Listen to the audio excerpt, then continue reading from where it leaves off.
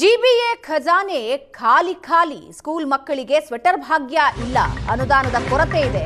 ಮಕ್ಕಳ ಸ್ವೆಟರ್ಗೆ ಕತ್ತರಿ ಹಾಕಿದ್ರ? ಜಿಬಿಎ ವ್ಯಾಪ್ತಿಯ ಶಾಲಾ ಮಕ್ಕಳಿಗೆ ಈ ಸಲ ಸ್ವೆಟರ್ ಭಾಗ್ಯ ಇಲ್ಲ.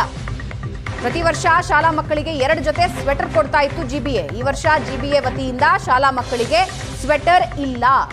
ಚಳಿಯಲ್ಲಿ ಸ್ವೆಟರ್ ಇಲ್ಲದೆ ಚಳಿಗಾಲ ಮುಗಿಸಿದ್ದಾರೆ ಮಕ್ಕಳು. ಈ ಶೈಕ್ಷಣಿಕ ವರ್ಷ ಮುಗಿಯೋದಕ್ಕೆ ಇನ್ನು 1 ತಿಂಗಳು ಬಾಕಿ. ಸ್ವೆಟರ್ಗೆ ಹಣ ನೀಡ್ತೀವಿ ಅಂತ ಆಯುಕ್ತರು ಭರವಸೆ ಕೊಟ್ಟಿದ್ರು. ಶೈಕ್ಷಣಿಕ ವರ್ಷ ಮುಗಿತಾ ಬಂದರೂ ಮಕ್ಕಳಿಗೆ ಸ್ವೆಟರ್ ಭಾಗ್ಯ ಸಿಕ್ಕಿಲ್ಲ. ಜಿಬಿಎ ವ್ಯಾಪ್ತಿಯ ಶಾಲಾ ಕಾಲೇಜುಗಳಲ್ಲಿ 24,000 ಮಕ್ಕಳು ವಿದ್ಯಾಭ್ಯಾಸ ಮಾಡ್ತಾ ಇದ್ದಾರೆ. ಪ್ರತಿ ವಿದ್ಯಾರ್ಥಿಗೆ 650 ರೂಪಾಯಿ ವೆಚ್ಚದಲ್ಲಿ ಸ್ವೆಟರ್ ಖರೀದಿ ಮಾಡ್ತಾ ಇತ್ತು ಜಿಬಿಎ. ಈ ಹಿಂದೆ ಬಿಬಿಎಂಪಿ ಇತ್ತು, ಈಗ 5 ಪಾಲಿಕೆಯಾಗಿ ಬಿಬಿಎಂಪಿ ವಿಭಜನೆಯಾಗಿದೆ. ಯಾವ ಮಕ್ಕಳಿಗೂ ಕೂಡ ಸ್ವೆಟರ್ ಭಾಗ್ಯ ಈ ಬಾರಿ ಇಲ್ಲ. Well, shoes, I mean, all that is fine. Now, the most important thing is we have to get better quality results in this year's examination. ಅದಕ್ಕೆ ಒತ್ತು ಕೊಟ್ಟು ಎಲ್ಲ ಟೀಚರ್ಸಿಗೆ ನೀವು ಈ ವರ್ಷದ ಎಕ್ಸಾಮಿನೇಷನ್ ಬಗ್ಗೆನೇ ನೀವು ಕ್ರಮ ತಗೊಳ್ಳಿ ಅಂತ ಹೇಳಿ ಎಲ್ಲರಿಗೀಗ ಹೇಳ್ತೀವಿ. And we will also checkup with various institutions how they can, who are working in the field of education. ನೀವು ಇದರ ಬಗ್ಗೆ ನಮ್ಮ ಸ್ಕೂಲ್ಸನ್ನು ಕ್ವಾಲಿಟಿ ಇಂಪ್ರೂವ್ ಮಾಡಲಿಕ್ಕೆ ನೀವು ಏನು ಕೊಡ್ತೀರಿ ಅಂತ ಹೇಳಿ, ಏನು ಹೆಲ್ಪ್ ಮಾಡ್ತೀರಿ ಅಂತ ಮಂತಿ ಈ ವರ್ಷ. ಈ ಬಗ್ಗೆ ಇನ್ನಷ್ಟು ಡೀಟೇಲ್ಸ್ ನೀಡ್ತಾರೆ ನಮ್ಮ ಪ್ರತಿನಿಧಿ ರಕ್ಷಾ. ಇನ್ನೂ ಶೈಕ್ಷಣಿಕ ವರ್ಷ ಇದೇ ಕೊಡ್ತೀವಿ ಅಂತ ಆಯುಕ್ತರು ಹೇಳಿದ್ರು. ಈಗ ಮುಗಿದು ಹೋಯ್ತು. ಈಗ ಕಳೆದ 1 ವಾರದಿಂದ ಧಗ ಬಿಸಿಲು. ಸೊ ಚಳಿಗಾಲದಲ್ಲಿ ಸ್ವೆಟರ್ ಇಲ್ಲದೆ ಮಕ್ಕಳು ಶಾಲೆ ಮುಗಿಸಿದ್ದಾರೆ. ಏನಾಗ್ತಾ ಇದೆ? ಜಿಬಿ ಹತ್ರ ಹಣ ಇಲ್ವಾ? ಏನಾಗ್ತಾ ಇದೆ?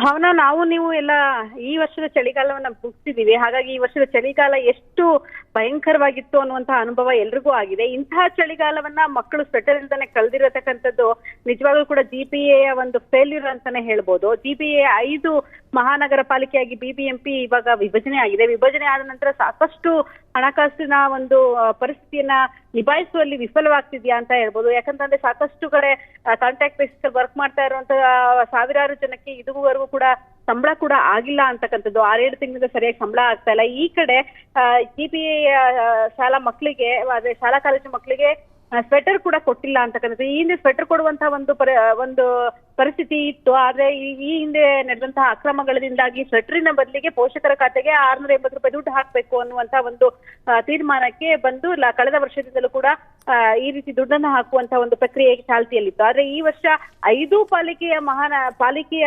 ಕಮಿಷನರ್ಗಳು ಕೂಡ ಒಬ್ರಿಗೊಬ್ರು ಮಾತಾಡ್ಕೊಂಡಿದ್ದಾರಾ ಅಥವಾ ಒಬ್ರಿಗೊಬ್ರು ಈ ವಿಚಾರವನ್ನ ಕೈಲಿ ಚೆಲ್ಲಿದ್ದಾರಾ ಅಥವಾ ದುಡ್ಡು ಇಲ್ವಾ ಗೊತ್ತಿಲ್ಲ. ಇದುವರೆಗೂ ಕೂಡ ಪೋಷಕರ ಒಂದು ಅಕೌಂಟಿಗೆ ಯಾವುದೇ ದುಡ್ಡು ಹೋಗಿಲ್ಲ. ಸ್ವೆಟರ್ನ ದುಡ್ಡನ್ನ ಸಂಪೂರ್ಣವಾಗಿ ಬೇರೆ ಒಂದು ಕೆಲಸ ಕಾರ್ಯಗಳಿಗೆ ಬಳಕೆಯನ್ನ ಮಾಡ್ಕೊಳ್ಳಲಾಗಿದೆ. ಈ ಮೂಲಕ ಶಾಲಾ ಕಾಲೇಜುಗಳಲ್ಲಿ ಜಿಬಿಎ ಶಾಲಾ ಕಾಲೇಜುಗಳಲ್ಲಿ ಓದ್ತಿರುವಂತಹ ಮಕ್ಕಳಿಗೆ ಅನ್ಯಾಯ ಆಗಿರೋದಂತೂ ನಿಜ. ಒಂದ್ ಕಡೆ ಆರ್ಥಿಕ ಪರಿಸ್ಥಿತಿಯನ್ನ ನಿಭಾಯಿಸಿನಲ್ಲಿ 5 ಮಹಾನಗರ ಪಾಲಿಕೆಗಳು, 5 ಬೆಂಗಳೂರಿನ 5 ಪಾಲಿಕೆಗಳು ಎಡುತ್ತಾ ಇದೆ ಅನ್ನೋದನ್ನ ಇದು ಎದ್ದು ತೋರಿಸ್ತಾ ಇದೆ. ಮತ್ತೊಂದ್ ಕಡೆ ಮಕ್ಕಳ ಸ್ವೆಟರ್ ದುಡ್ಡನ್ನು ಕೂಡ ಬಳಕೆ ಮಾಡ್ಕೊಳ್ಳುವಷ್ಟು ಹೀನಾಯ ಪರಿಸ್ಥಿತಿಗೆ ಜಿಬಿಎ ಬಂದ್ಬಿಡ್ತಾ ಅಂತಕ್ಕಂಥದ್ದು. ಈ ಬಗ್ಗೆ ನಾವು ಕಮಿಷನರ್ನ ಪ್ರಶ್ನೆಯನ್ನ ಕೇಳಿದ್ರೆ, ಮುಖ್ಯ ಆಯುಕ್ತರನ್ನ ಪ್ರಶ್ನೆಯನ್ನ ಕೇಳಿದ್ರೆ, ಅವರು ಜಿಬಿಎಲ್ಲಿ ಇರುವಂತಹ ಶಾಲಾ ಕಾಲೇಜು ಮಕ್ಕಳನ್ನ ರಿಸಲ್ಟ್ ಬಗ್ಗೆ ಮಾತಾಡ್ತಾರೆ, ಸ್ವೆಟರ್ ಬಗ್ಗೆ ಮಾತಾಡ್ಲಿಕ್ಕೆ ತಯಾರಿಲ್ಲ ಅಂತಕ್ಕಂಥದ್ದು. ಸೊ ಇದು ಎಷ್ಟು ಮಟ್ಟಿಗೆ ಹತಾಶೆಗೆ ನೂಕಿದೆ ಅಧಿಕಾರಿಗಳನ್ನು ಕೂಡ ಅಂತಕ್ಕಂಥದ್ದನ್ನ ಇಲ್ಲಿ ನಾವು ಕಾಣ್ಬೋದಾಗಿದೆ. ಕೂಡ ಸರ್ಕಾರ ಕೂಡ ಈ ಬಗ್ಗೆ ಗಮನ ಹರಿಸಬೇಕು. ಸ್ವೆಟರ್ ದುಡ್ಡನ್ನು ಕೂಡ ತಿನ್ಕೊಳ್ಳುವಷ್ಟು ಮಟ್ಟಿಗೆ ದಿವಾಳಿ ಆಗಿದೆಯಾ ಪಾಲಿಕೆಗಳು ಅನ್ನುವಂತಹ ಅನುಮಾನ ಕಾಡ್ತಾ ಇರ್ತಕ್ಕಂಥದ್ದು. ಭಾವನಾ, ಎಸ್, ಧನ್ಯವಾದ.